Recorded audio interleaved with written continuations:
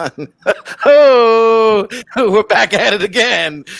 Dakota, waiting for my countdown there. We're having a little fun on the state of football here, brought to you by the NFL Draft Bible. Really exciting show, part 17. Rick Saratella, along with John Murphy. We will be joined by Pulitzer Prize winner Ted Jackson. His new book, You Ought to Do a Story About Me, is out today.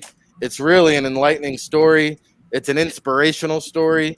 It delves into addiction, homelessness, transition to life after football, suicide, and with the state of COVID and everything that's going on in the world of football, these are very serious matters.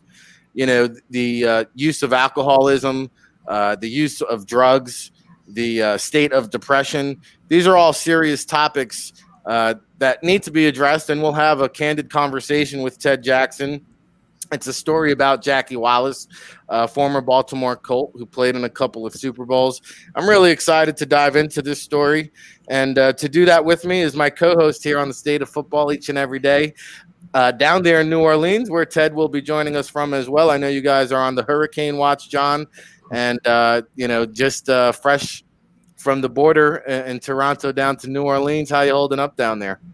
Yeah, it was awesome to get cleared after 5.5 months to travel and send yourself right into Hurricane Alley. So, that's one way to do it. But I think you're hitting the nail on the head. And it's a very the topic is topical for the day and age that we're in, not just for people in our business, but pretty much any of your neighbors or anybody that you're surrounded with. Given the state of things, not just football, and I think it's something that. If there is a halt in the season or there is a delay for any of these kids, I think it'll become something paramount that these universities, the people that are in contact with these kids, if you're an agent, a trainer, financial advisor, a lot of them, will need sort of that background or that backbone for treating this for what it is. It's a temporary situation, but you have to find very, very real life solutions for how to deal with it. I've had conversations with guys, yesterday as all the information has come out about what the players in the CFL will be getting in terms of, their medical coverage until training camp next year, the stipend that the government will cover for all the veteran guys that have paid taxes and played and worked in the league. But you hear a lot of guys that their question marks are not just, what do I do for training in the next 12 months? It's what do I do? What am I doing for all that period of time? I've never been off the field that long. I haven't ever been at home for that long. And we mentioned that, for a lot of people, myself included, when you throw yourself back into the mix, you're the outsider. You're not the one that knows everything that's going on. You're not in control of the information or the situation. And it can become a difficult transition for guys, and whether it's a permanent transition or a temporary one, it'll be very interesting to hear more about the book. And then also, like I said, I think it's something that, moving forward, as we hear of those cancellations and we see, potentially a lot of kids back home with their parents or, a lot of coaches back home with their wives and their families, it's, definitely a transition period, this fall for, people to be at home instead of at work or on the sideline. Yeah, and if you're just tuning in for the first time here on the State of Football, John Murphy speaks from experience. I mean, here's vice president of the Toronto Argonauts, has been involved in the CFL for the past 15 years. His first football season, as we mentioned, being back home in August, it's something he's not used to. So, it applies to, like John said, more than just the players. It extends to the staff. It extends to people in everyday life. Here at the NFL Draft Bible, we're a small business, a small company trying to get through the pandemic. And there's a lot of people that aren't able to keep their companies alive and keep their companies afloat. And, depression kicks in, drug use kicks in, alcoholism kicks in, addiction kicks in, suicidal thoughts kick in. We're going to cover all those topics. So hopefully you brought your heavyweight, suit today, because we're going to dive into some deep topics. And before we do, though, we are going to talk about some of the things on the state of football and transition back into that conversation with Ted Jackson, who will join us in about 20 minutes or so. If you logged on to the Twitterverse this morning, the hot topic, the trending topic is Alabama. And we've talked about the FCS kickoff coming up in 4 days, 9 p.m., move to prime time. But more importantly is the outbreak in Alabama. That would be the University of Alabama. Hail, hail, Nick Saban, who continues to plow forward and move on with practice, John.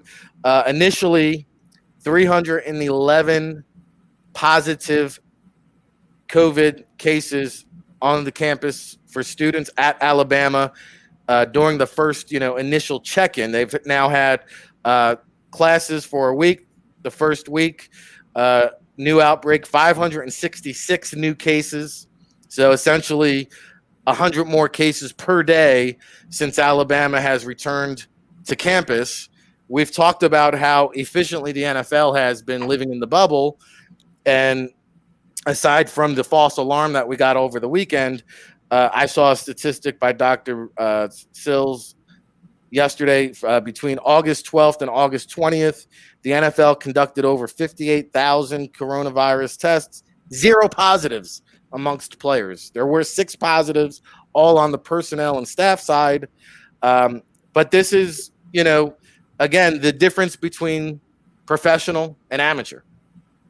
No doubt. And, you can see what some of them, some of the idea has to be. We have to keep campus life as normal as possible in order to make this slide by without it being so obvious that all we care about doing is revenue. But by introducing other people to the campus at the same time as your athletes, you are then endangering both sides of the equation by the factor of, we mentioned, this can be as simple as, the wrong person going, to see their grandparent or going to lunch with somebody, that works in a, care facility or hospital, doesn't realize that they're interacting with that person, does that, brings it back to their classroom or brings it back, to the program in some way. And there'll end up being an outbreak with one of the teams that's trying to play.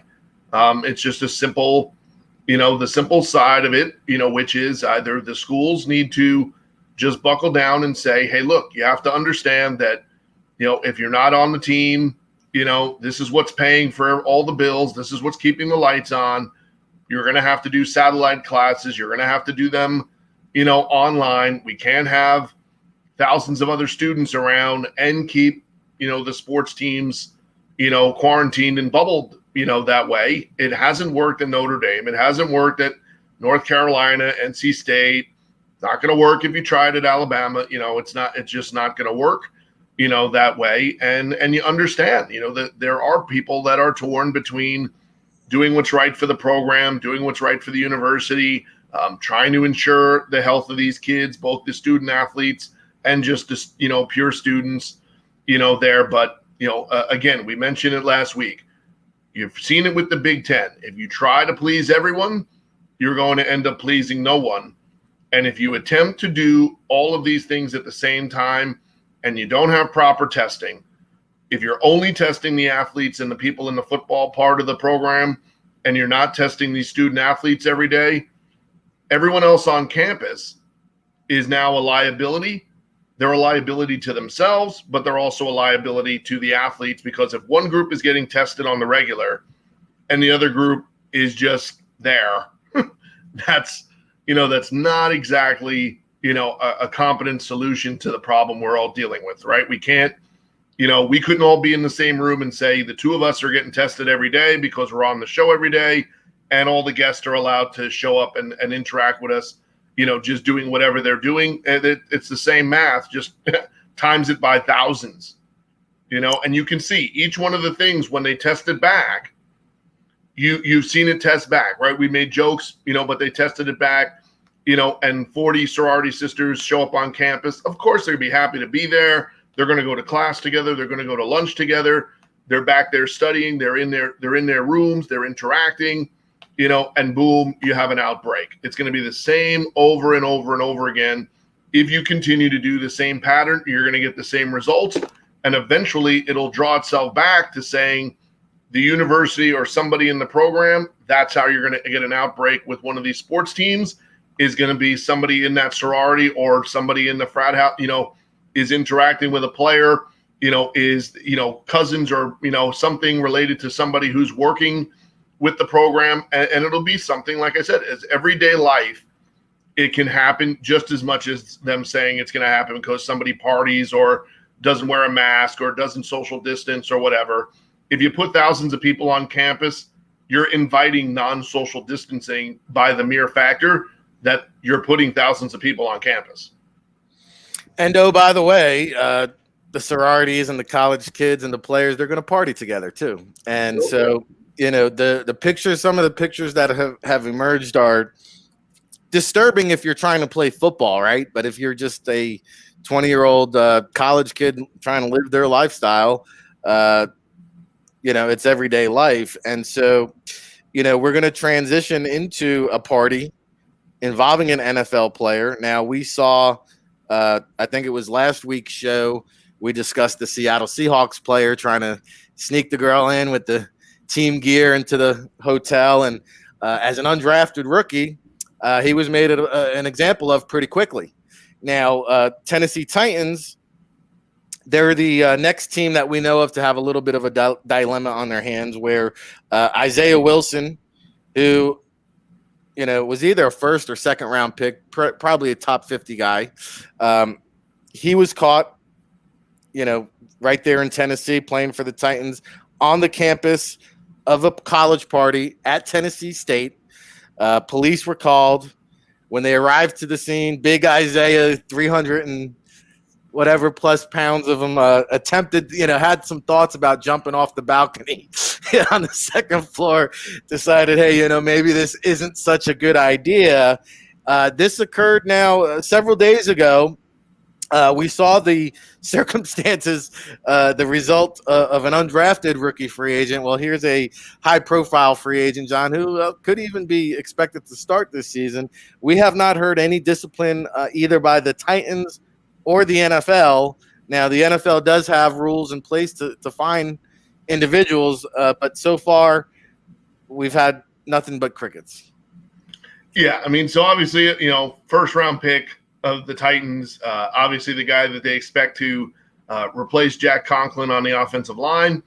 Obviously he didn't double down on the bad decisions, 1 for 2, and if anything, they would probably have preferred that the 1 for 2 was the choice he made, because in all likelihood it would not have ended well, and they would have needed a new right tackle if he had attempted to go off the balcony.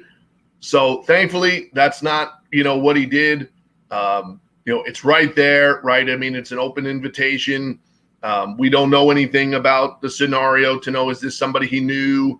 Was this an invite that came, or is this just him seeing, hey, you're going to see things online, and if you're kind of in there and, kind of stuck in there, with nothing to do, and you're seeing people online right down the block, having fun, you would have thought that in his situation, you could make a better decision off top. Obviously that was not the case. And, he got hit with a trespassing, thing. So the one thing, and again, trying to not make light of it, but also, keep the seriousness of the whole situation. At least that whatever they were doing in Tennessee State, they were smart enough that when they saw somebody that was from outside their circle, the cops showed up because they were referring to the factor that he was trespassing, being there. So now whether that's somebody didn't notice him, didn't recognize him, he wasn't part of their group or whatever, didn't realize somebody had invited him or something, at least there was some protocol handled at that point where they saw somebody that was outside their group, right? Because if it's the same 20 kids, and they're around each other and they're going to class and they're hanging out and they're doing, supposedly that's not too much of a negative, in most places that are allowing that type of social interaction. On his part, I mean, it's just totally embarrassing. And what you've seen, and we haven't had it happen yet, at the NFL level. but you've seen what happened with the Cleveland Indians. And one of them is an all-star, and the other one is a top 10 prospect in their organization whose dad played Major League Baseball. And those two guys right now are complete and utter outcasts to their teammates. Number one was because they lied about what they did. Number two is because the other players said, one of you tried to come back with us and interact with us without admitting what you had done. Now you put me and my family and my career and all that at risk over whatever you went and did. So I think that Isaiah Wilson privately has probably heard about the worst things he could hear about this situation. Publicly, it might be very quiet.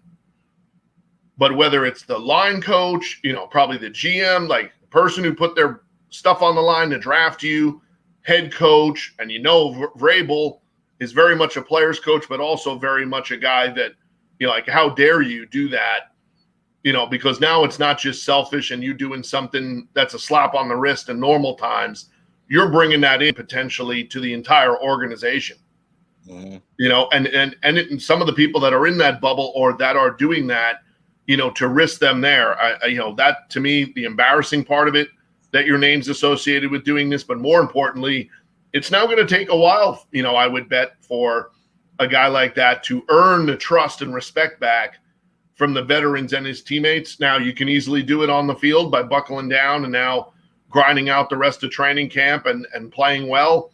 But there's definitely probably some behind the scenes stuff that's a lot worse than the public display, and the public humiliation of having to get caught, in that way. And like I said, thankfully, the story can have at least still an ending, because 350 going off the balcony, that's not Jimmy Snuka. He ain't Superfly. That the landing would have gotten a 0.2 from the Russian judge. So, that could have been a lot worse. And hopefully he has the understanding of, if anything could smack him back to reality, thankfully 1 foot on the railing brought him back to reality, because, we've all seen what could happen with stuff like that. And it could have been a really ugly ending to something, because he has to understand, all joking aside, 350 off of a second story balcony, you shatter your ankle, your leg. I mean, that's a career change. That's it. And you're forfeiting your whole contract. So, I think it's good that it happened to somebody. But like I said, those guys should really pay attention. Those two Cleveland Indian guys, if you saw, 2 players on the Indians told the GM that if you let them back, they were going to opt out and quit for the season, walk away for the season. And that guy is now, losing potentially an entire year of service to Major League Baseball over, make a very silly mistake that obviously was not anything that was to harm or be intentional. They were on, both of them had pitched already. They were on off days. They had 5 days between starts, and whatever they were off doing, we still don't know, but it was in the same town, and, they didn't disappear. They didn't miss a start. They didn't miss a meeting, but, you've seen now the NFL is becoming way less tolerant, to a lot of things that used to be tolerated by, the level of player that you were, right? And you've seen it happen now with the Ravens, with an all-pro player and the willingness for them to walk away, from a guy. Sooner or later, unfortunately, we will probably see something like this happen again. But I bet if it happens in season, you're probably looking at a guy that gets suspended for the year by his own club. Well, and that brings me to my next question. So far, no discipline or fine has been taken that we know of. Does John Murphy, the GM, agree with the Titans' organizational decision? And also, will there be a fine handed out by the NFL? Yeah, you know what? Without knowing what has been done privately, right? For all we know, Isaiah is still out there, right next to Joe Judge's coaches doing laps.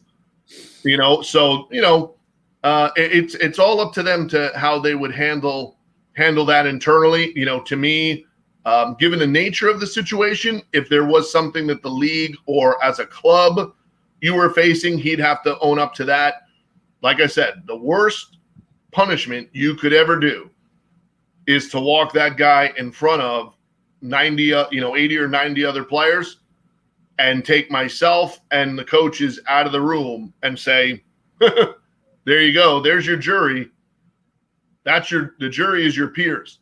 Mm-hmm. Because that's who you have to worry about. As an organization, you don't have to worry about Isaiah Wilson. He's likely scared to death, like scared straight, learned his lesson. And if he hasn't, well, then you did a really bad job, in your interviewing and your research of this kid. So that would be one thing as a GM that I would go back and be reviewing with those scouts and, with the University of Georgia, hey, did we miss something on this kid? Was he a liability to begin with, or is this just, hey, got a message from somebody or somebody he knew and, just made an amateur mistake, as a professional. He's still a 21 or 22-year-old, kid. So, 6 months ago, he could have done this and he just wasn't thinking. But, hey, I can't have that in my business. Not today. Not when that guy's in the room with, 5 other guys that are protecting, my quarterback. Most valuable asset. And also the reason we invested in drafting that is because they had the understanding that playing offensive line for the Titans is almost their calling card, right? I mean, their turnaround as an organization, was the run game and that offensive line. And then it became how Tannehill played. But, that O-line has been, the lifeblood of that organization, helping them make that turnaround, with how they play. And minus a guy like him or him bringing that to the room, and also being in a huddle with Derrick Henry and Tannehill, like, oh my God, that's a game changer if you're playing minus, all of those people. And also knowing that, currently their backup quarterback situation is to be determined. That's a very dangerous, like I said, a very dangerous component to what you've done. But I think, in this scenario, if there were things that the NFL or as an organization, you just have to, fine him or have to do something, I think that's one part. I would be spending my time on making sure we knew. Now, do we really know who we put, in the organization? I'd want that information, from our scouts and from our people that did the research leading up to the draft. But I would leave my team captains alone with him and the rest of the guys to decide what else the punishment is. Because like I said, that's the worst. The worst of the punishment is that, right? You see it all the time. If a guy makes a bad play, gets an unsportsmanlike conduct penalty, does something to cost his team the game, nothing the media ever says compares to the vision of what you see that guy knowing he let his teammates and his team down. Yeah. You always see that hurts way worse than anything anybody puts in print or audio or other in the media, because that's a really difficult road to work your way back from. Is for them to say, like, we're all out here busting our butt and you're risking our whole season, and risking me going home to my family with something like this over a social interaction or party or something similar. That's like I said, that's probably the toughest part for Isaiah Wilson to, walk back from. Now, interesting indeed. And, you talk about busting your butt. You mentioned Joe Judge there during your monologue, and we talked about his coaching style, I think, last week's show again on State of Football yesterday. And I'd be interested to see how a Joe Judge would handle a situation like Isaiah Wilson. But yesterday, the Giants wrapped practice. Coach unhappy with his team's performance, goes on a tirade, rips into all of his players for about 5 minutes, sends them back onto the field. They practice for an additional 30 minutes. Now, I know where you stand on this, but I see a lot of members of the media praising Coach Judge in terms of his attitude, his mentality. This is what we need. It's funny, they were so quick to drive Coach Coughlin out of town for a lot of the similar reasons, and now they're all saying we need to get back to that mentality. And I think the only kind of supporting statement that I did see is that there are 50 players on this roster under the age of 24.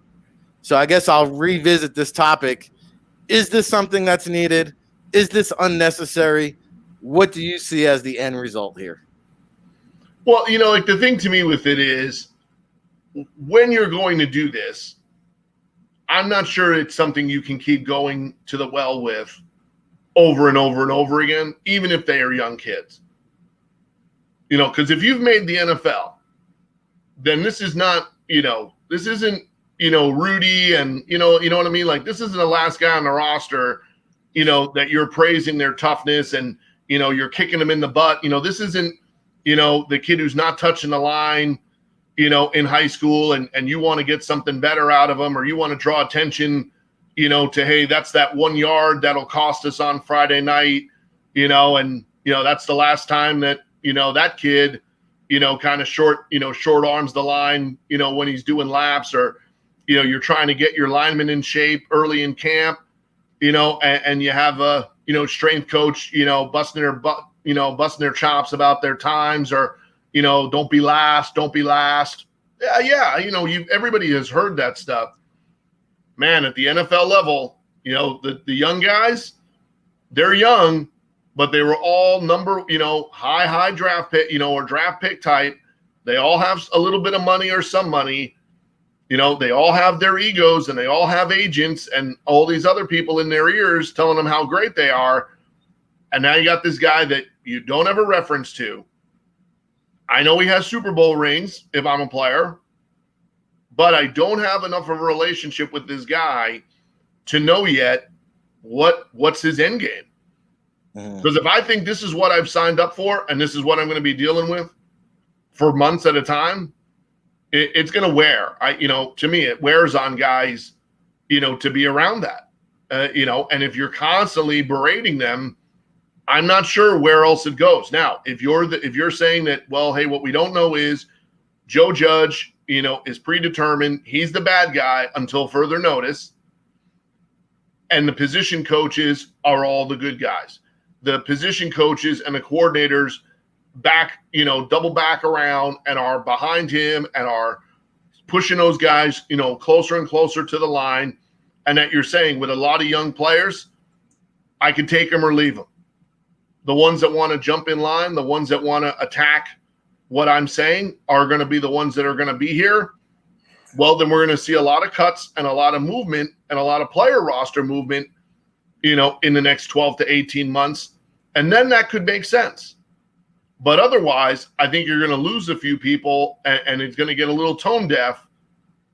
And that's happened more often than the other scenario, of that, he's broken a couple of guys and got them in line, and, you make examples of a few folks, and all of a sudden, this stems the tide. But if I were also, and you can't do this if you're Joe Judge or the Giants or anybody, but if you're in the media, you might want to take notes of who all the people praising him, because they'll also be the same people at 0-3 that are saying he's in over his head and he should never have done it.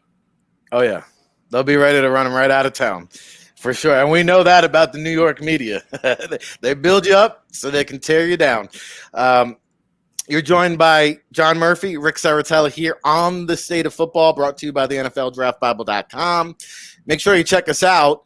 Tomorrow night we have our tight end scouting seminar with Brian Baldinger of the NFL Network. He is going to break down some of the premier tight ends of recent history and fullbacks. We've got Tony Gonzalez, all 22 lined up for you. He will break down Rob Gronkowski. We make so much about his pass catching ability. He'll break down some of his blocking ability too. And then, oh, by the way, the two highest paid tight ends of all time, George Kittle and Travis Kelce. We'll go back and break those down. I know he's got some Super Bowl clips to pull up when those two went off against each other. And then also Lorenzo Neal, fullback footage. We're going to take it back to the throwback of Lorenzo Neal as he breaks down traditional fullback play. So make sure you check that out again tomorrow night, Wednesday, 9 p.m. Eastern, with Brian Baldinger. We'll have that, of course, Friday Night Scout School with David Turner and Ryan Roberts also each and every Friday bringing you inside the film room. So check it out, NFLDraftBible.com. And we are honored to have our guest for today. He is a Pulitzer Prize winning photographer. He's also the author of this book here, You Ought to Do a Story About Me, that I have had so much fun diving into. Really an inspirational story.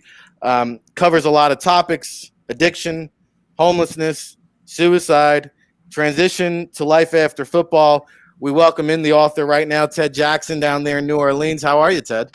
Hey, thank you very much. We're doing well. Can you hear me okay? Yes, you sound great, and we appreciate you taking some time here to join John Murphy and myself as your book comes out today. It's released today.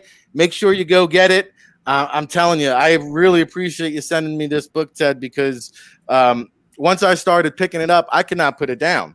And it's very relevant to a lot of things that players are going through, coaches like John are going through, who has spent his last 15 years up in Canada, and now the CFL is telling them there's no season. And I think what players, staff, people involved with football, once they're away from that environment, they struggle with finding out, who are they off the field? What is their purpose when they're done with their football career? And the story of Jackie Wallace is fascinating. And I'll let you give the viewers at home a little bit of background, but this is a story of 3 decades in the making. That's right. It's phenomenal to me. There's a story that just keeps happening. And, we sold this story to HarperCollins without a last chapter because things change so much. And it's just phenomenal. But it started back in 1990, 3 decades ago, when I was working on a homeless story under the bridge in New Orleans. And I walked up on a man sleeping on a rusted out box spring covered in a plastic sheet. It wasn't what I was looking for, but it was unique because it was such a neat camp. So I climbed up on the girder, took a quick picture that I really thought I'd never do anything with, and woke him up to ask him ask him a question. And after we talked a few minutes, he said, you ought to do a story about me. And I said, ask him why. And he said, because I've played in 3 Super Bowls. And, I was stunned. I mean, we hear that question, the statement all the time, you ought to do a story about me. Take my picture, please, put me in the paper. But this one was one for the books, literally. And one of the interesting tidbits that I learned is that you didn't realize this until after the fact, after you snapped that picture, it hit you, that the newspaper folded underneath his arm was actually folded back to the sports section where they were doing a story about a former player and where are they now type of situation. Exactly. Jimmy Smith was writing a series on Where Are They Today? And he had the last of the 3 profiles he had done was on Joe Ehrman with the Baltimore Colts and his transition into ministry after his football years were over. And so Jackie, basically, putting it all together in hindsight, Jackie went to sleep on that makeshift bed, reading a story about his old teammate from the Baltimore Colts.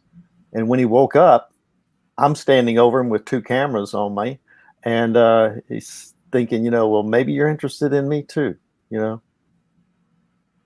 Fascinating stuff. John? Yeah, well, and just having lived down here, this is not surprising to anybody that lives in our area to know that somebody like this would have written and found this story and done it.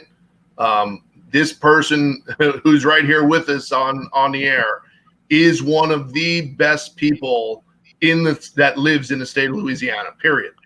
Oh, that's awesome. Ted Jackson covered Hurricane Katrina. Sorry. He has awards for it.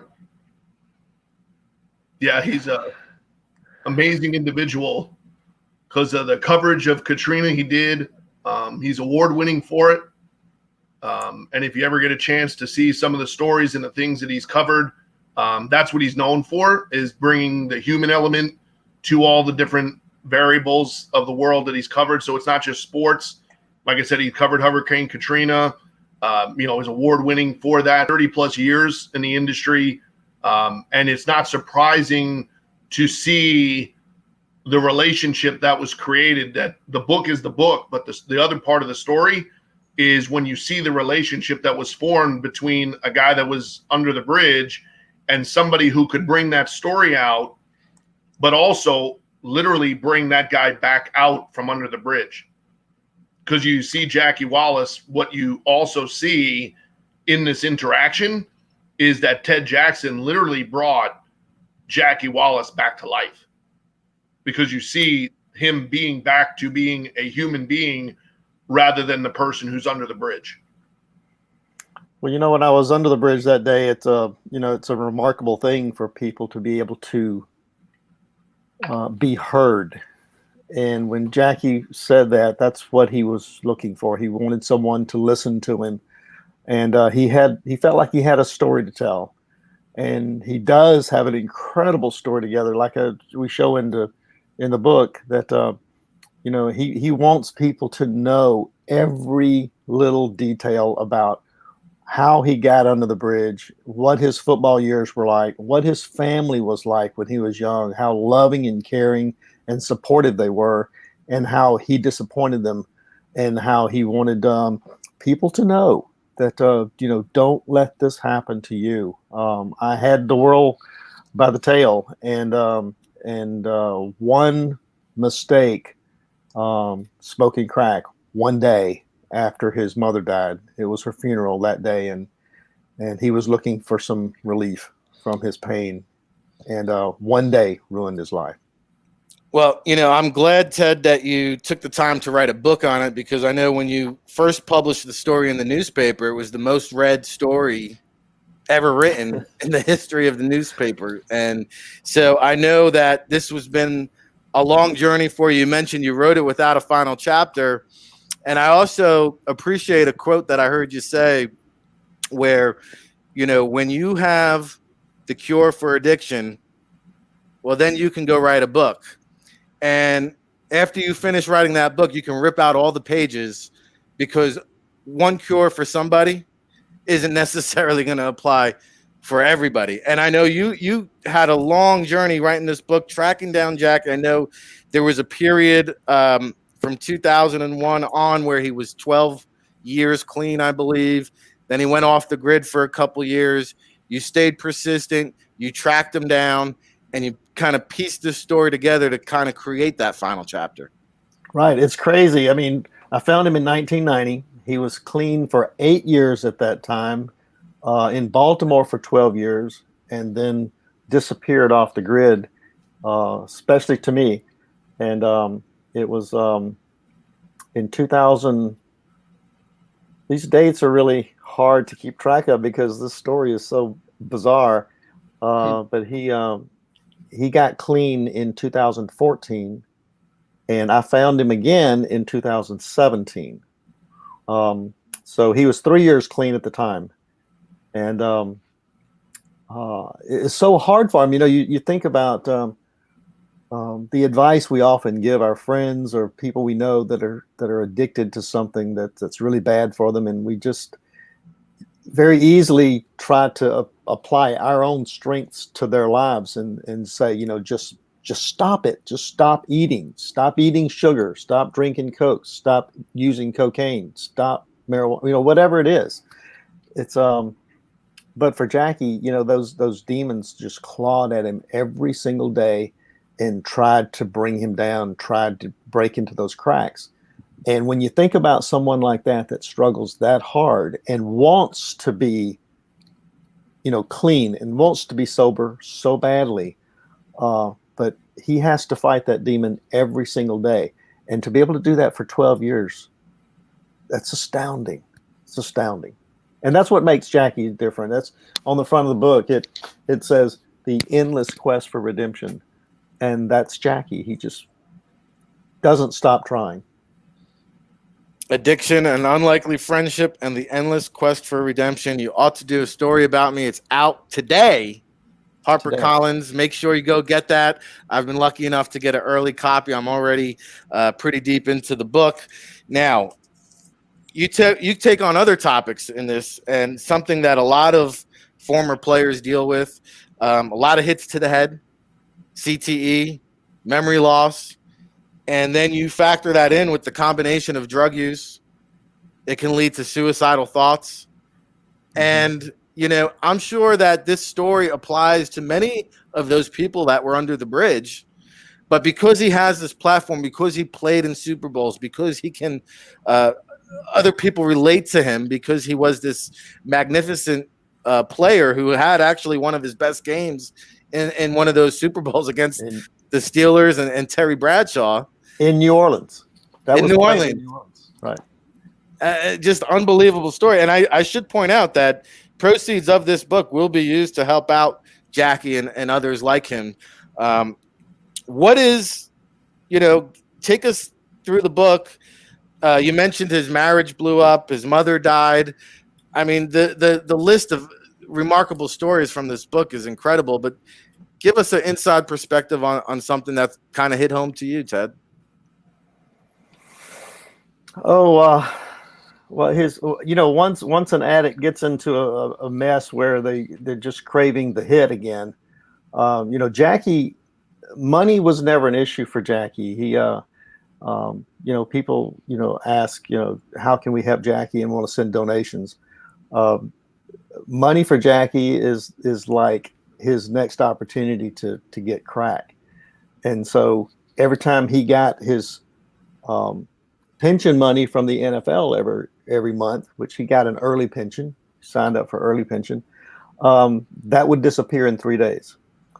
And then he called it his 28-day game, where he had to survive 28 days without money and without crack and living under the bridge. And he would be depressed and suicidal sometimes. But at the end of the month, he would start to perk up because he knew his money was coming in. He'd go down to the ATM or whatever, cash it, or either give his dealer his ATM numbers. And, it's just amazing how hard he struggled with that and trying to deal with it. But going from one homeless shelter to another, they all knew what was going on. They were just trying to help him and trying to find ways to help him break that cycle. And that's, that section of the book is amazing to me because they thought they had it. They thought they had the answer. He was working in the front office at the homeless shelter, just being the charming greeter, because he could take the person coming through intake and he could sympathize with them and he could talk to them. And he had such great advice and wisdom to share. Jackie's an incredibly intelligent man, has a mathematics degree from the University of Arizona. And he just had that personality to help. He's a giving person. So everything he ever had, he gave it away. So to find himself in those constant situations of being helped in the shelter and then being, coming down into a crash moment over and over and over again was just heartbreaking. But keeps coming back up. Yeah, well, we've been really looking forward to this interview. John, I know you've got a couple more questions for Ted. Yeah, I think the other thing it shows is that it doesn't discriminate.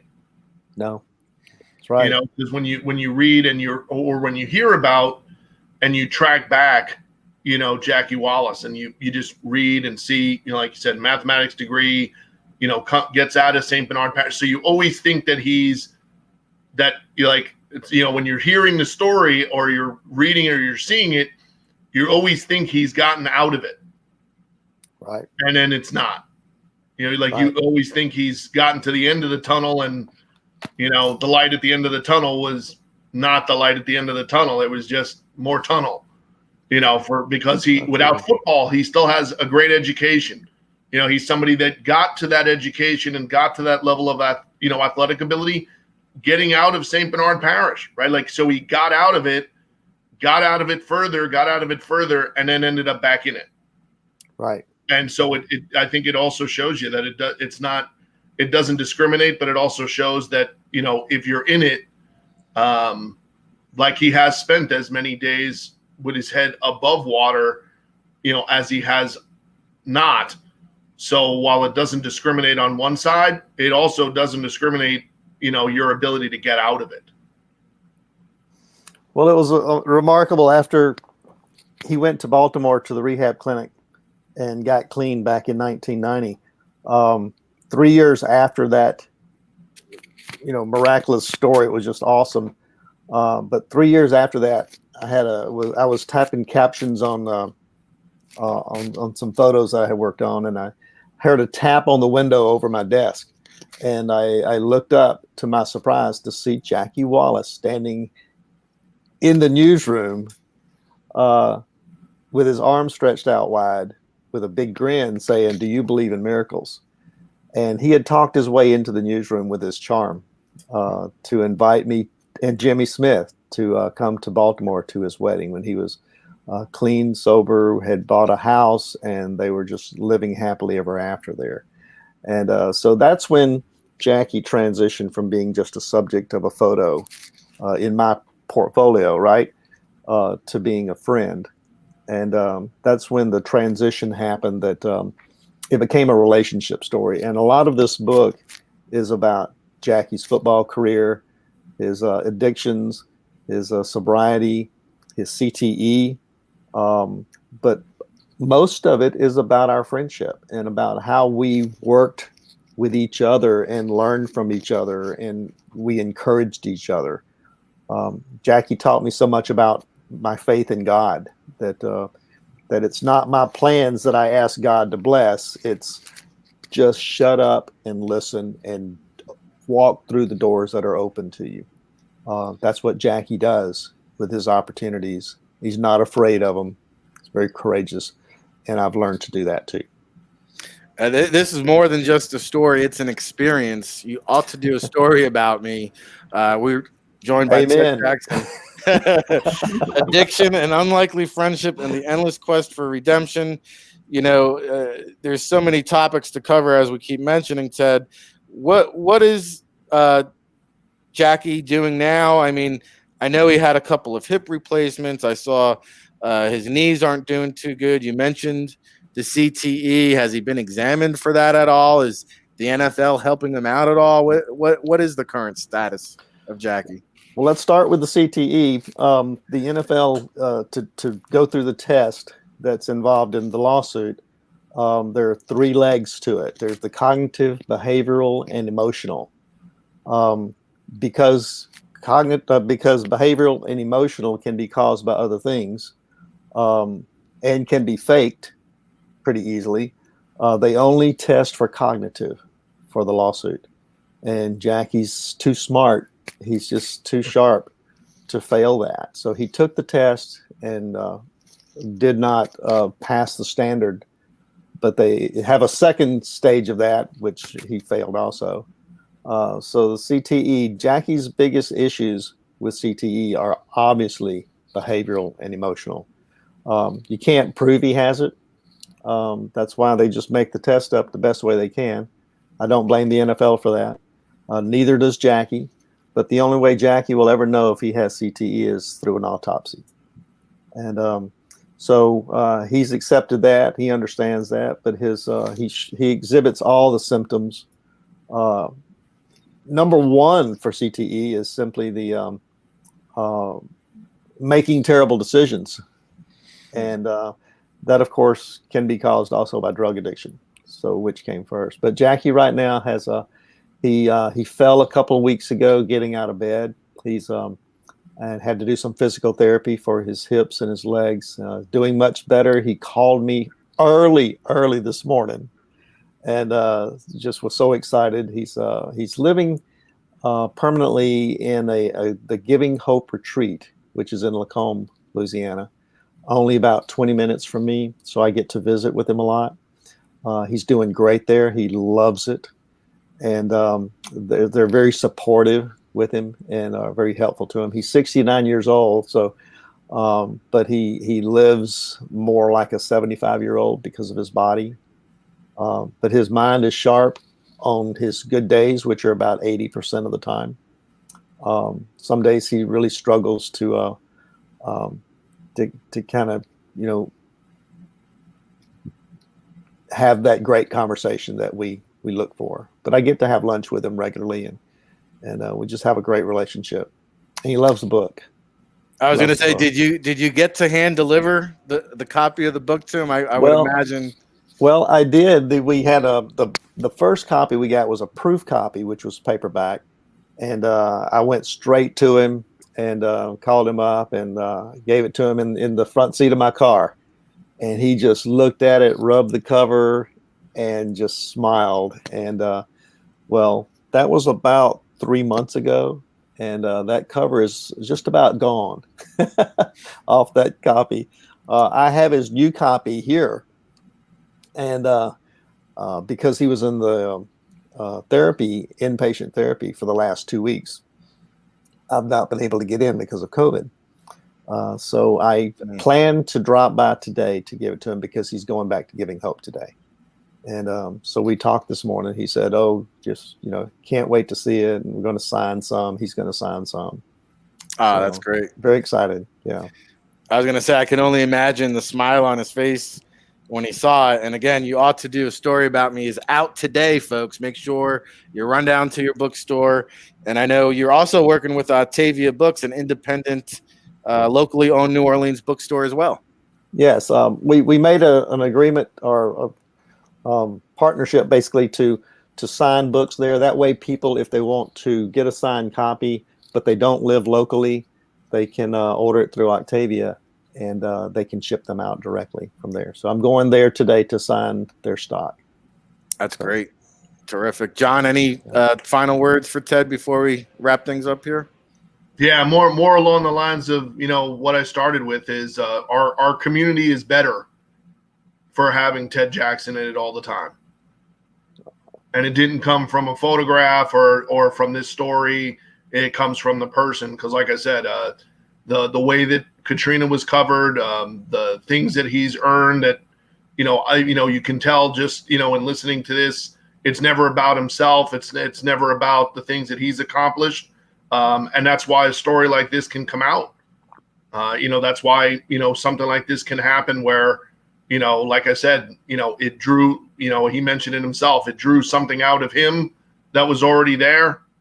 And like I said, it drew somebody back out, to say that, like, hey, Jackie, is back, to at least to the point where the rest of his life can at least be what it is. But it never would have happened if somebody didn't have that, just innate ability to see the best or worst in the world and be able to bring it out, both in photo and, in writing. That's a rare quality. And like I said, our community is definitely better for having Ted Jackson in it. Well, I really appreciate that. And the scriptures play a big role in my theory of life, I guess. But when Cain said, "Am I my brother's keeper?" he was hoping to get off with scot-free on that. But the answer is supposed to be yes, we are our brother's keeper. And what I have learned through this is that when people say you ought to do a story about me, or when they want to tell you something, that it's time to listen. We spend a lot of time in our society, especially these days, yelling and screaming on Facebook or comment sections at each other because we want to be heard, but we don't spend the time to listen to other people. And especially addicts, a lot of times their family and friends have given up on them. When you hear someone say, well, he's a drug addict, oftentimes that's when the check mark gets checked and they're written off as hopeless. A lot of times it's people like Jackie who are just looking for someone to listen to them, looking for that unconditional love that Jackie lost when his mother died. He felt he did. And so that's been an encouraging thing to me to show Jackie all the love that I can give him and to see that response and see how that has built him back up. Some valuable lessons to be learned here. Again, You Ought to Do a Story About Me is out now. Ted Jackson is the author. Excuse me. Jackie Wallace is the subject. Ted, let all the wonderful folks at home who are tuned in, listening, what are the various ways they can go and purchase the book? If they don't live in New Orleans, give them the website. Is it on Amazon? Give us the ways we can get it. Okay, it is wherever books are sold. TedJackson.com, my website, the homepage links all the different links that you can go to. So if you'd like to go there and just to browse all the opportunities, like we said, you can order it through Amazon, Books A Million, Barnes and Noble, whatever. And Octavia in New Orleans has assigned copies. It makes it really easy if you want that, or if you want it personalized, just make a note in the comments when you check out. And if you can find Jackie, I'm sure he'll be giving everyone he's got away. Very good. And you are on Twitter as well at Ted Jackson Photo. Yes. So make sure you go follow him there. I forget my Twitter handle sometimes. I better check that. Don't worry. I looked it up just to confirm and make sure before I put it out there. Thank you. And we appreciate you spending this time here to break down the story. I'm looking so forward to finishing up the book. I know John is looking forward to getting a copy as well. We'll have to connect you two off the air here, since John is also down in New Orleans. Awesome, John. And, this has been really our best guest here. This is 17 episodes into the state of football here, and this has been my favorite show thus far. Of course, we'll have snippets of this interview up on the Twitterverse, the website. Hopefully we can have you back on at some point, Ted, and rehash how things are going. Look forward to keeping in contact, and appreciate Allie for connecting us and hooking this all up. So we'll be back at it again tomorrow at 9 a.m. It's another hour of power here on the state of football. We'll be joined by Barry Robert Ozer from Magnolia Capital Partners. We'll also have Justin Van Fulpen from Sport 5, along with my co-host each and every morning, John Murphy. For Rick Saratella, we thank Ted Jackson so much. Till tomorrow, everybody. Thank you.